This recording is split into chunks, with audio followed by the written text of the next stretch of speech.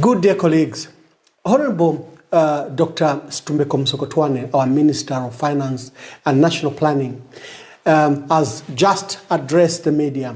He was discussing the matter regarding Zccm-Ih'S shareholding in Kansanshi copper and gold mine, where we have a partnership with First Quantum Minerals. In his address was accompanied by the Minister of Mines, Honorable Paul Kabuswe, and our dear sister Dolly Kabanda, who's a Zccm-Ih'S board chair. Now, the summary of what they were saying is that, look, we are not selling the shares. They're just converting it from dividend shares to a standard royalty payment of 3.1% per year. This is a matter that we need to discuss. I will go briefly just to the history of the mining sector in Zambia. There was a golden period of this sector, especially in the 70s, 80s, and early 90s, where the mine built townships, hospitals, schools, roads, and the copper belt you see it was built by the mines.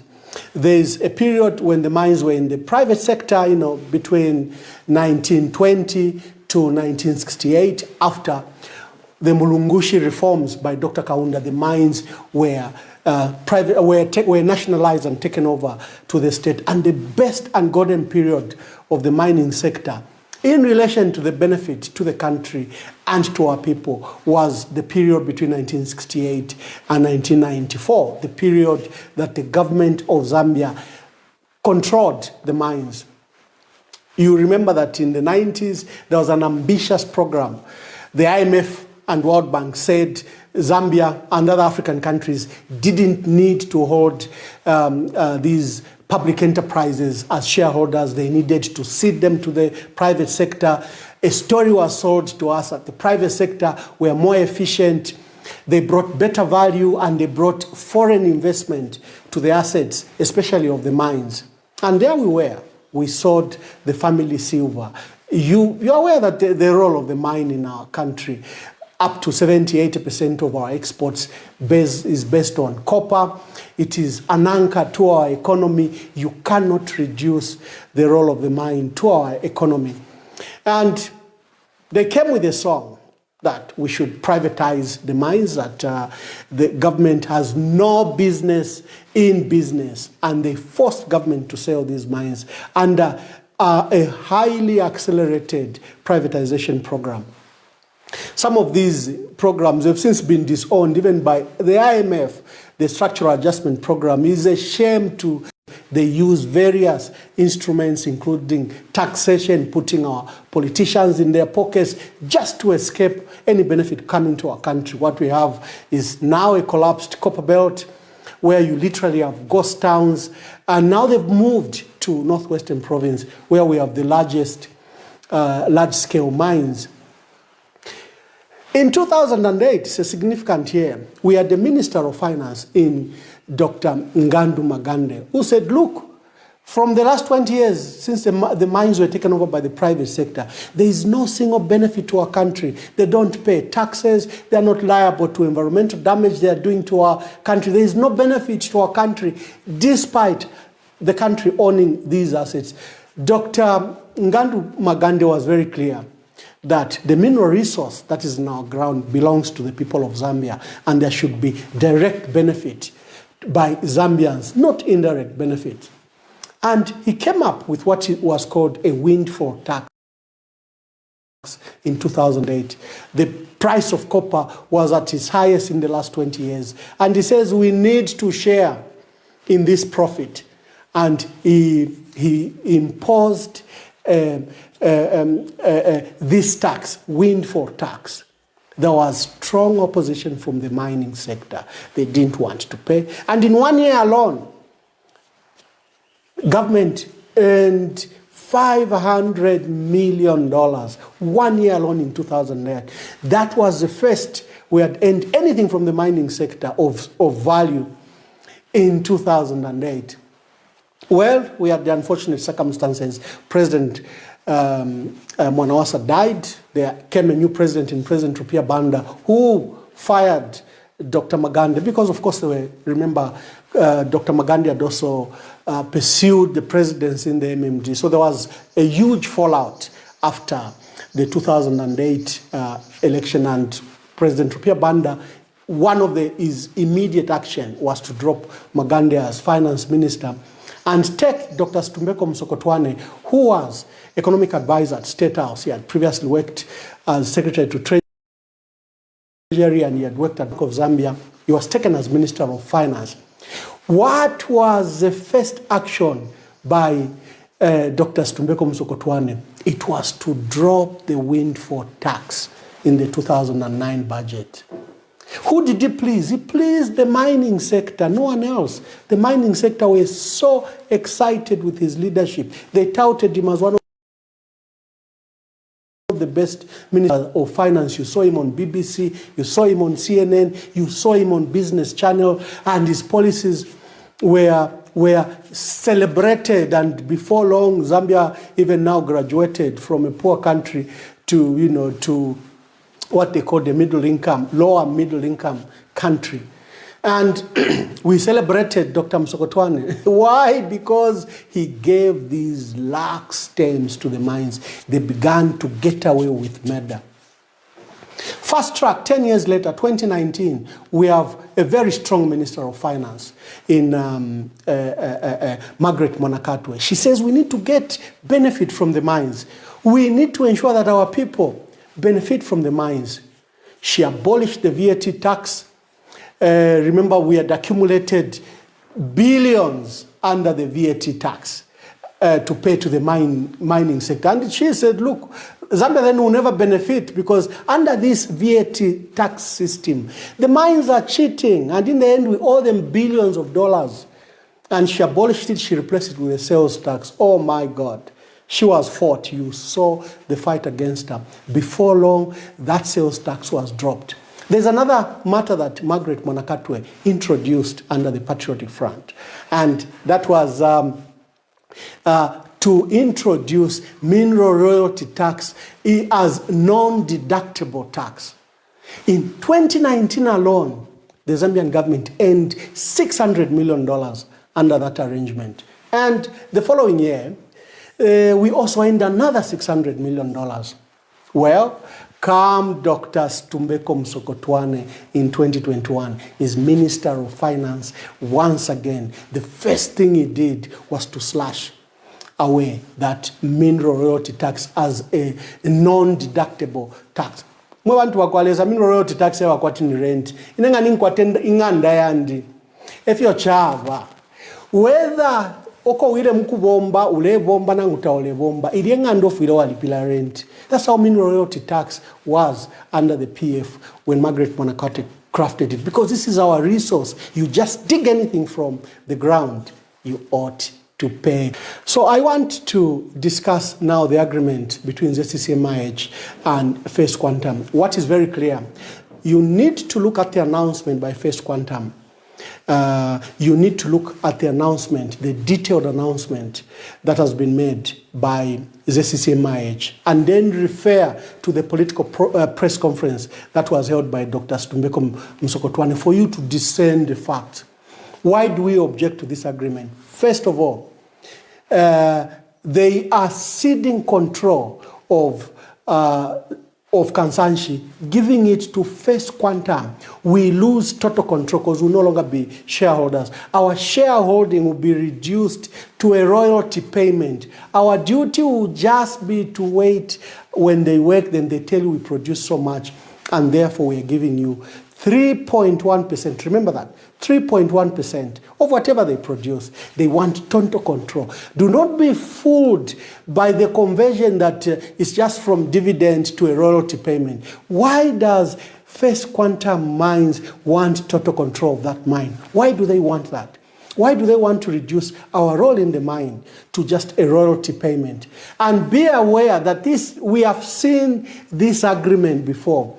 Honorable Richard Musukwa announced to the nation in 2019 that There's this deal from First Quantum Mine, and Cabinet has rejected it, whether it's a conversion from dividend to royalty payments, whether it's an outright purchase of the 20% shareholding.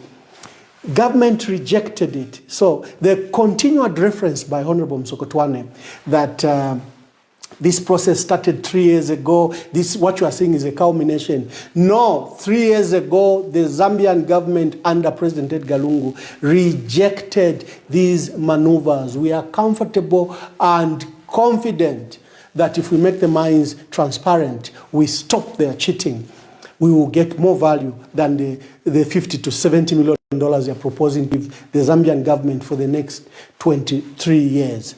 We can get far more.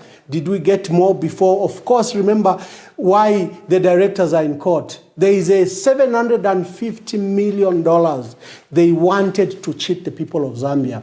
And Zccm-Ih'S and the state law enforcement agencies arraigned those directors there before court processes. There are 2 cases. There's a criminal process against the directors, and there's an arbitration process that is taking place in London to recover the $750 million that they took away in 2012 from Kansanshi.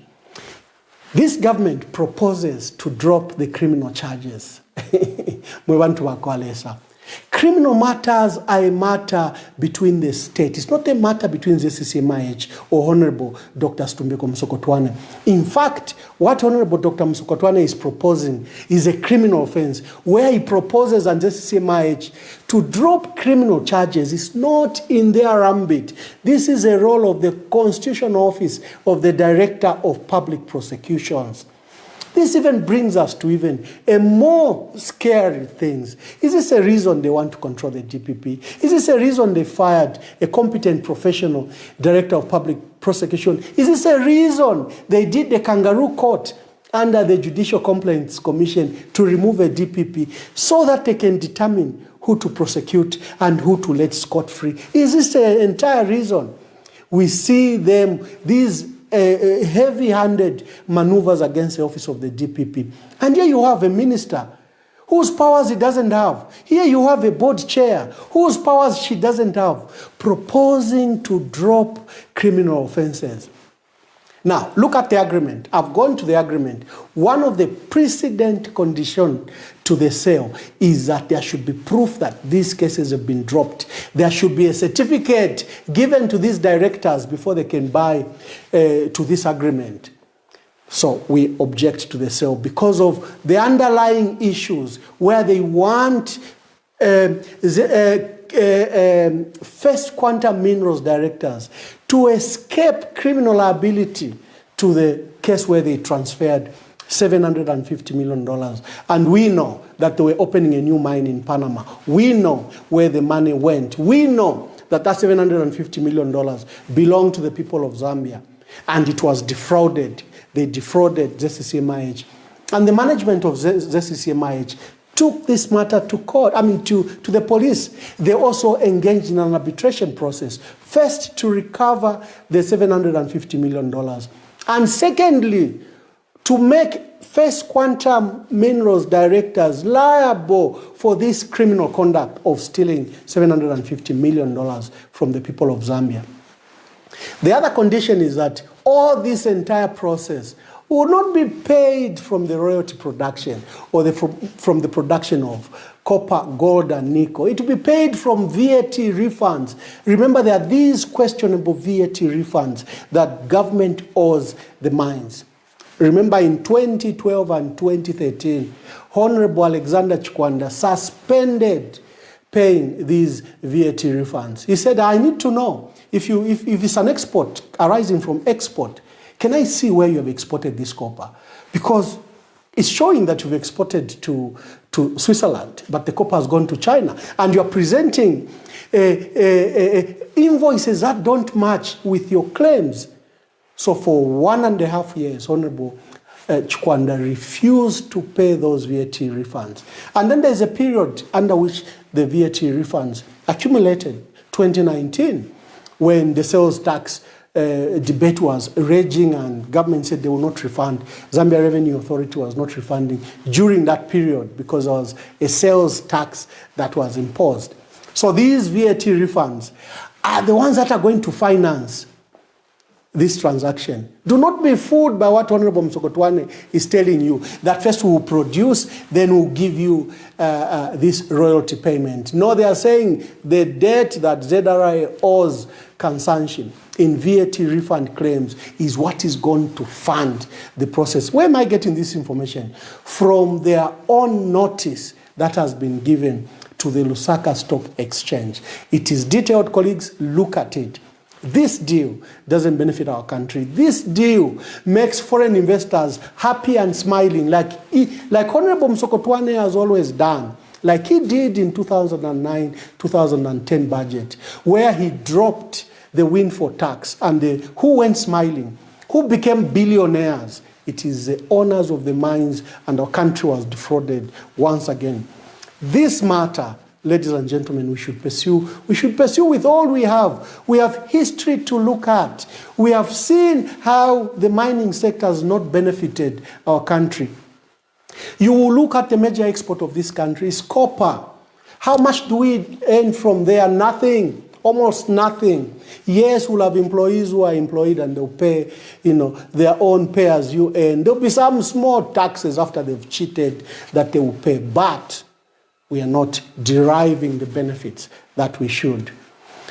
I've received, many remarks. Ambassador Emmanuel, why weren't you as vocal as you are? Colleagues, I'm now pursuing an office of the president. I'm alerting you from my 20-year experience how they cheat this country, how they defraud this country, and how they play this song again and again using similar personalities. You see them appear in the privatization process. You see them appear when there is dropping of windfall tax. You have seen them now in benefiting the mining sector, especially entities like First Quantum Mines, where they are benefiting. They are not working for you. They are not working for your interest.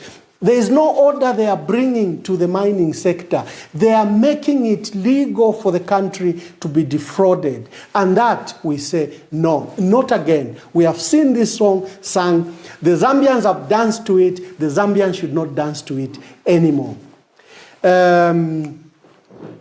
Lastly, there are other conditions that have to be met. The Zambia Competition Commission has to approve. We want to Wakwalesa. If you people are a creature of the Constitution, do not approve that sale. The notice to Lusaka Stock Exchange and the Security and Exchange Commission, we want to Wakwalesa. If you are appointed by our Constitution, if you are a creature of the Constitution, don't approve this sale. Whoever is manning the office of the DPP, don't drop these charges as being pushed on you by Honorable Musokotwane and the chairperson of Zccm-Ih'S. This is not to our interest. If they did nothing wrong, let them prove their case in court. Let our courts acquit them if they did nothing. You colleagues at Zccm-Ih'S, Dorika Banda, please look at this with the lenses of Zambia, the interest of our country. Why did PF reject, under Mr. Sata, reject these proposals from First Quantum to buy the shares in Kansanshi? Why did Edgar Lungu reject these requests for Kansanshi on the 20% shareholding? Already, First Quantum Minerals has 2 mines. They have 2 mines in Solwezi. First, we have Lumwana and Kalumbila. The other one is owned by Barry Gold. And they have Kansanshi. Why do they want to reduce our role in the shareholding of Kansanshi? We don't even have shares in Lumwana, in Sentinel Mine. We do not have any shares as a country.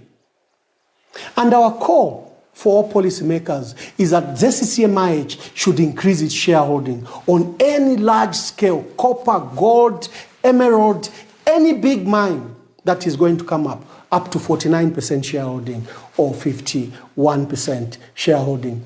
We want to Wakwalesa, let us rise. Do not allow your asset, your silver, family silver, to be stolen in the manner it was stolen in the 90s, in the manner it was stolen in the 2000s, in the manner it's being stolen now.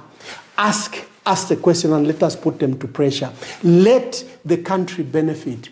Let Mr. Musokotwane reimpose just and fair taxes to the mining sector so that our people can benefit. And they're saying, no, there'll be a royalty payment of 3.1%. 3.1% of what? 3.1% of what? Have you seen, if we are going to mine 3 million tons, what will be the benefit to our country?